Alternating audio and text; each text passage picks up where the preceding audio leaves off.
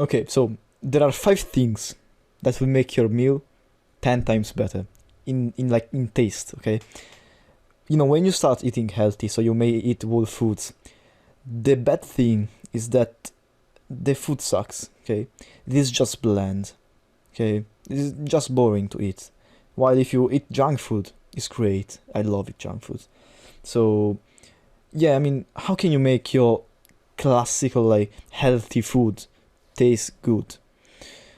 I've answered this question through about 2 years of like searching for this answer. Because hear me out. Like at the beginning, I thought that the satisfaction from food came from the balance of macronutrients, meaning carbohydrates, protein, and sugars.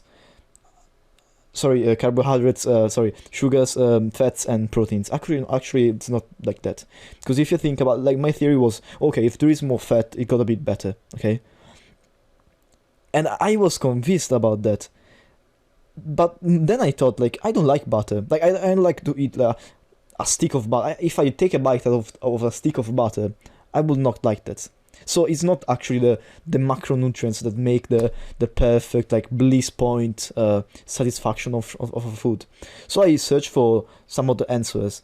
And after like months and months of shit, like learning from junk food, which is like the goal, like you like junk food. Junk food are the masters of the art of making food taste good. They hook you up so much you become an addict, okay? And you want that food. So I took inspiration from junk food and took away the sugar, the preservatives, the food coloring, and all of the crazy shit you can think about, like the seed oils, okay? The unhealthy fats, so like the seed oils, the fucked up shit, okay? Any like compound that is not healthy, I substituted with like healthy options of healthy food, okay? So if you take your food, I will give you 5 things that you can copy from junk food industries and put them in your food. So first one is salt. Salt is just not skippable, okay? You need salt in your food. If you don't use salt, you may use, I will put some oregano and some curry and some other spice, okay? No, bro, like, salt is not a spice. Salt is like a whole separate thing. You cannot substitute salt with spices. Salt is necessary. The first time I tried making vegetables on a pan, okay? I was cooking them, bro. I was not using that much salt. I don't know why. Maybe I forgot. Or maybe I didn't want to use salt. And I used some spice blend, like fucking turmeric and some other spice, paprika maybe. I don't know. Bro, it tasted like shit. I did not like it at all. Okay. Next time I used salt, it was 10 times better. I was able to eat that. Okay, salt is necessary. Second thing is fat. Okay.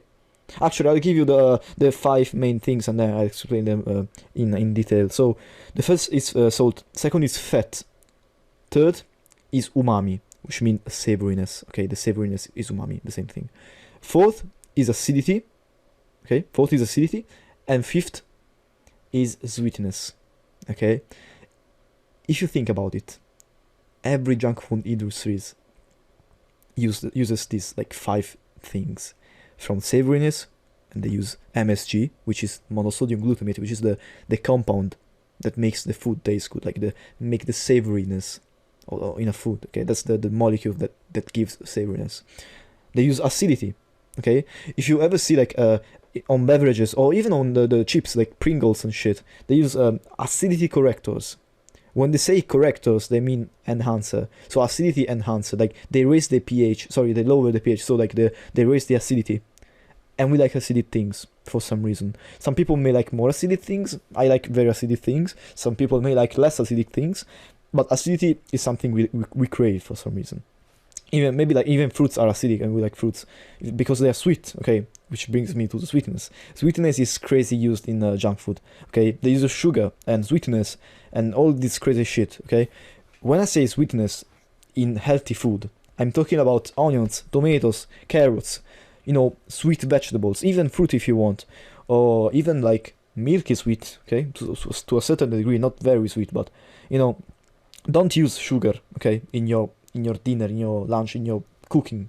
Don't use excessive sugar. I do not, I've talked about sugar in my previous video. Why don't use sugar? Why don't like sugar? I like it, but why don't use it? Okay, I do not think sugar should be used. Just use vegetables. They're completely sweet. Then we have savoriness. Savoriness is the key thing that people confuse for saltiness. Salty food, okay, is one thing. Savory food is another. They are usually together, like pizza is salty and savory, okay? But the thing you like about pizza is not the saltiness, it's the savoriness. If you've ever, like, one thing, one example I can give you, if you like crave, you actually think you're craving salt, but you're actually craving savoriness. If you ever like taken protein shake, okay, a blend of sweet things with maybe like bananas and protein powder, very like kind of sweet, there is not much savoriness and saltiness. You then crave, like after you drank this shit, you crave some aged meat, some cheese, like some parmesan maybe, or some some pizza, okay, or some junk food, okay, very savory things. That is the umami. You are craving umami, you are craving savoriness. This is something like people underestimate for some reason, like it's the most important component in a dish in my opinion.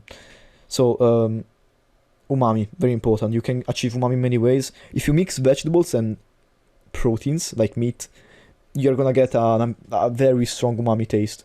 You can do this, like you can just even just meat alone is very umami, but the thing is that it is quite complicated. Basically, there is umami and nucleotides are two different things, but nucleotides basically amplify the umami sensation. So if you mix vegetables that have a lot of umami, more than meat, and you mix you take meat that has a lot of nucleotides, you basically enhance the umami content. It's crazy. It is a bomb of savoriness. So just meat is fine. This is a quite cheeky trick. Do you know like the broth powder that like I don't know the name, bouillon maybe it's called. The broth powder you put in water, it becomes broth basically. That is very umami. Okay, if you want to like trick your food in being savory, you can just take some broth powder and drop it into anything you're cooking. Actually, I put it in eggs sometimes. I put it in my anything I'm cooking. Sometimes, if I think it is not savory enough, I will put some broth powder. Okay, it's kind of like putting MSG, but it's different and it's more common to use. Sorry, more common to have in your house. You don't usually have MSG. So, broth powder is a very umami thing, but yeah. Fat. Yeah, we crave fat. We crave fat and we use it. We've always used it in like our diet, in our cooking. Fat is very useful. It gives like a good mouthfeel, does many things. But yeah, like if you have fat, like if you have like at least 3 of those 5 elements, so fat, salt, acidity, for example, you have yourself a pretty good meal. Yeah, at least 3 of those 5 things that are again salt, fat, acidity, sweetness, and umami, which is savoriness. Yeah, pretty much that is everything, except there is one more element, which to be honest I'm not even gonna you have to be really careful with this, because this is actually crazy good. Okay, this is actually like dangerously satisfying, and it is also maybe not the healthiest thing. What I'm talking about is the digestibility. Okay, when you can digest something really easily, okay, and this can be anything. It can be bread. Okay, you digest bread very well. That's also a reason why you like bread, even if it is like by itself. You like bread because it is easily digested.